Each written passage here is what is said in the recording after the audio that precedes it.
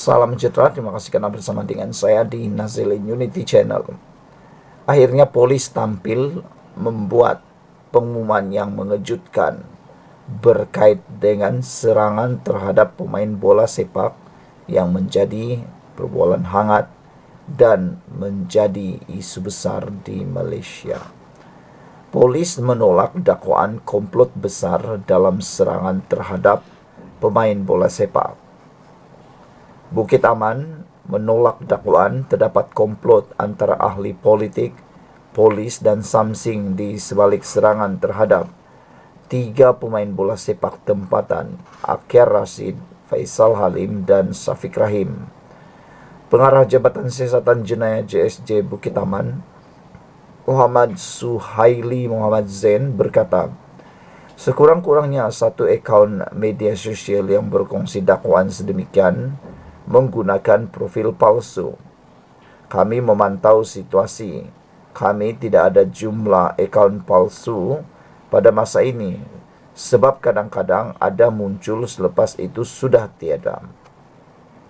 Kita akan meminta bantuan SKMM untuk bantu polis Diraja Malaysia PDRM dalam mengenal pasti pemilik-pemilik akaun media sosial ini, kata Suhaili semasa sidang media di Bukit Aman hari ini.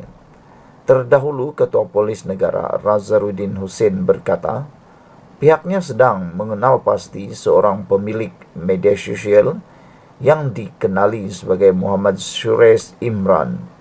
Berhubung kenyataannya mengenai serangan asid ke atas Faisal, tonggak skuad Harimau Melaya. Media sosial itu juga mengaitkan istana dalam komplot itu.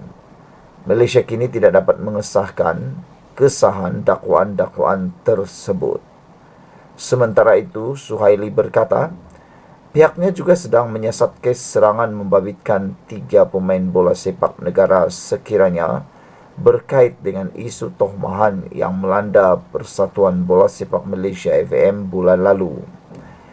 Kita lihat keseluruhan adakah tohmahan kepada FAM sebulan yang lalu, yang mana Suruhanjaya Pencegahan Rasuah Malaysia SPRM telah nyatakan bahawa tohmahan tidak berasas. Adakah disebabkan kenyataan itu membawa kepada tindakan sebegini? Ketidakpuasan hati kepada FAM diluahkan kepada pemain kebangsaan. Kita libatkan semua sudut dan aspek siasatan, katanya. Kata Suhaili, kes yang melibatkan serangan terhadap Akyar, Faisal dan Syafiq kini disiasat oleh Unit Siasatan Jenayah Terkelas JC Bukit Aman. Bagi kes kedua Faisal, kita sedang tunggu beberapa laporan, khususnya laporan kimia berkaitan asid yang digunakan suspek. Saya juga menunggu laporan daripada pegawai saya. Bagaimana daripada kecederaan tahap 2 merebak ke tahap 4, katanya. Menurut Suhaili, motif kejadian masih dalam siasatan kerana berdasarkan kes pertama, serangan mengakibatkan kerugian, kes kedua melibatkan kecederaan, manakala kes ketiga pula mengakibatkan kerugian kerana kerosakan kenderaan. Sebab itu kes dibawa ke Bukit Aman, katanya. Setakat ini, Suhaili berkata polis telah merakam keterangan seramai 15 orang. Untuk kes kedua, seramai 10 orang telah direkod keterangan termasuk ahli keluarga dan saksi berhampiran. Dalam pada itu, turut mengesahkan laporan dibuat pihak pengurusan Selangor FC dan siasatan dijalankan oleh JSJ USJT JSJ Bukit Aman. Tambah Suhaili, pihaknya juga mendapati corak serangan terhadap ketiga-tiga pemain bola sepak tempatan dikenal pasti menggunakan modus operandi yang sama.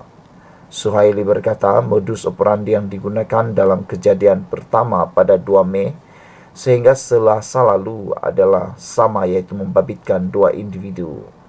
Menurutnya, suspek dipercayai akan mengikori mangsa sebelum melakukan serangan. Kita kenal pasti modus operandi kes terbabit. Setiap kes serangan membabitkan 2 orang atau berpasangan. dan mengikuti mangsa sebelum melakukan serangan. Ketiga-tiga kes ini berlaku selang 2 hari bermula dari kes pertama, kes kedua, kes ketiga, yaitu Syafiq Rahim, dan diharap kes sebegini akan berakhir. Bagaimanapun, Suhaili berkata belum jelas jika ada kaitan antara semua kes serangan ini. Polis akan cari habis-habisan penjara yang terlibat dalam insiden ini, jelasnya lagi. Dalam pada itu, Suhaili meminta semua pemain bola sepak profesional sama ada di peringkat kebangsaan atau liga supaya berwaspada dalam menjaga keselamatan diri. Sekiranya mana-mana pemain bola sepak negara melihat sesuatu tidak biasa dari biasanya, diingat agar untuk mengambil langkah berjaga-jaga dan melaporkan kepada polis untuk tindakan lanjut, katanya lagi. Sekian dulu untuk kali ini. Jangan lupa tinggalkan komen Anda, tekan butang subscribe. Kita jumpa lagi. Bye-bye. Salam sejahtera. Terima kasih karena bersama dengan saya di Nazilin Unity Channel. Pendedahan yang paling luar biasa ini dipetik daripada Harapan Daily, melibatkan isu pemain bola sepak dan keselamatan pemain bola sepak yang kini makin meruncing.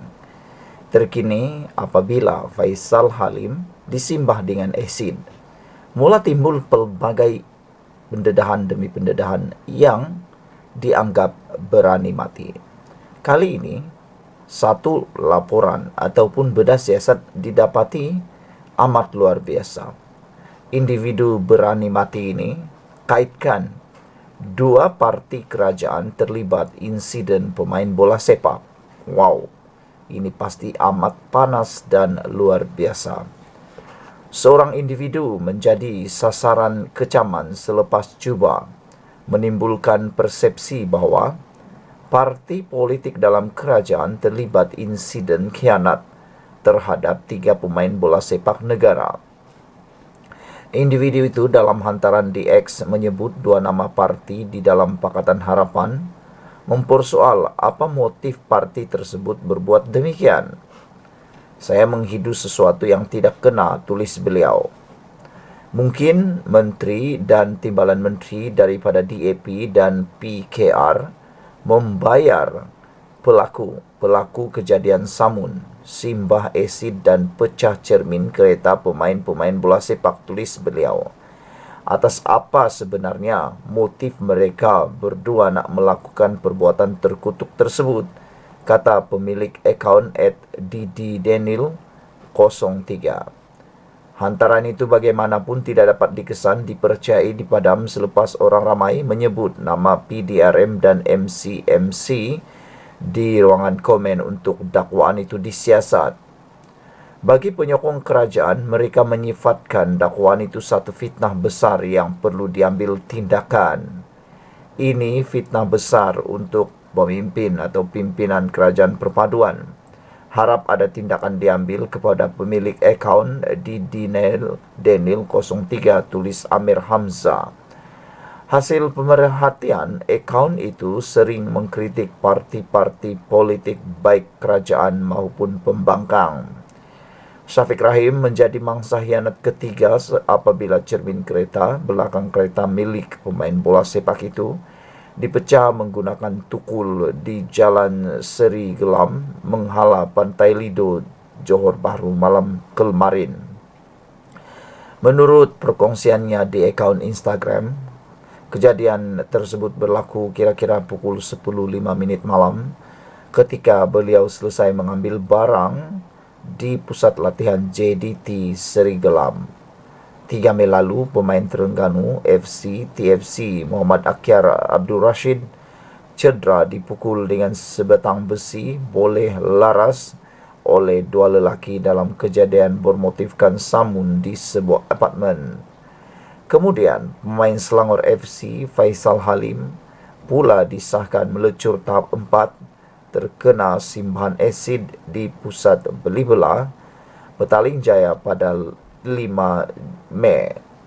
Sekian untuk kali ini. Jangan lupa ikuti terus ulasan demi ulasan, kupasan demi kumasan yang menarik tentang isu-isu terkini yang terjadi di seluruh Malaysia. Sekian dulu. Malaysia kita punya, kita jaga sama-sama. Cintai Malaysiaku. Kita jumpa lagi. Bye-bye. Salam sejahtera, terima kasih karena bersama dengan saya di Naziling Unity Channel. Isu paling hangat di seluruh Malaysia hari ini melibatkan kehilangan uang Malaysia sebanyak 277 bilion ringgit. Saudara-saudara sekalian, angka ini cukup menggemparkan kita, cukup membuatkan kita teriak. Teriak bukan karena apa, teriak tertarik, terkejut, dan mungkin sedikit marah. Manakan tidak, uang 277 bilion ini bukan nilai yang kecil.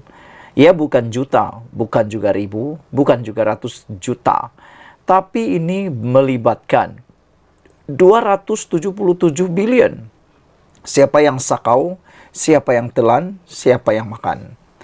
Ini semua disebabkan oleh perbuatan rasuah. Dan ini didedahkan sendiri oleh Badan Siasatan Jenayah Malaysia yang berkaitan dengan rasuah, yaitu SPRM. Azam Baki akui sendiri bahawa negara telah hilang RM277 bilion akibat rasuah. Jadi di luar sana siapa lagi yang masih menyokong orang yang melakukan rasuah itu memang perlu belajar dan diajar. Dan bagi mereka yang masih lagi tidak menyokong tindakan Anwar Ibrahim membenteras rasuah sehingga ke akar umbi, maka anda juga perlu belajar sesuatu. Karena apabila dihitung-hitung, diumpul-kumpul dalam beberapa tahun saja, negara telah hilang 277 bilion. Coba bayangkan, uang 277 bilion itu kalau digunakan dengan tepat, tidak disakau, tidak ditelan, tidak dimakan oleh orang-orang tertentu dalam kes rasuah, pastilah ia dapat membantu bahkan memajukan negara. Kalau itu digunakan untuk menaikkan taraf hidup rakyat, sudah berapa ramai orang yang boleh jadi jutawan. Saudara-saudara sekalian, negara kehilangan sejumlah RM277 bilion akibat rasuah dalam tempo 5 tahun lalu. Bayangkan, dalam tempo 5 tahun lalu sahaja, kita sudah kehilangan 277 bilion. Jadi bayangkanlah, dalam tempo jangka waktu negara kita merdeka, kalau rasuah ini tidak terus dihentikan, dikekang dengan serius, berapa nilaikah yang kita akan kerugian? Baru 5 tahun, SPRM sudah mengira sebanyak 277 bilion sudah pun hilang. Kalau dihitung lagi, kalaulah kita tidak berusaha, tidak bersungguh-sungguh serius memerangi rasuah pada hari ini, bayangkan apa jadi 5 tahun lagi. Mungkin ianya akan jadi triliun. Saudara-saudara sekalian, perkara ini diakui sendiri oleh Ketua Pesuruhjaya SPRM Tan Sri Azam Baki. Beliau berkata, kerugian itu adalah berdasarkan perkiraan keluaran dalam negara kasar KDNK dari tahun 2018 hingga 2023. Beliau berkata, 277 bilion itu adalah angka yang terlalu besar dan seharusnya diselamatkan dan digunakan untuk membantu rakyat dan meningkatkan infrastruktur awam seperti membaiki sekolah dan hospital. Strategi pemberantasan rasuah nasional yang dilancarkan pada hari ini memberi impak dan dilaksanakan dengan menggunakan pelbagai pendekatan dan metodologi bagi mengenal pasti bidang-bidang yang terdedah kepada risiko terkini rasuah dalam negara. Antaranya adalah melalui dapatan penyelidikan sektor-sektor yang cenderung kepada rasuah, salah guna kuasa, ketirisan, penyelewengan dan kelemahan pentadbiran, serta tata kelola yang telah dibentangkan dalam persidangan penyelidikan governance, integrity dan anti rasuah tahun lalu. Yang turut hadir pada acara itu ialah Timbalan Perdana Menteri Datuk Seri Ahmad Zahid Hamidi dan Datuk Seri Fadilah Yusof, Ketua Setiausaha Negara Tan Sri Muhammad Zuki Ali. Saudara-saudara sekalian, itulah dia pendedahan yang paling menarik sekali untuk hari ini. Apa pendapat anda? Sila tinggalkan komen anda, kita jumpa lagi.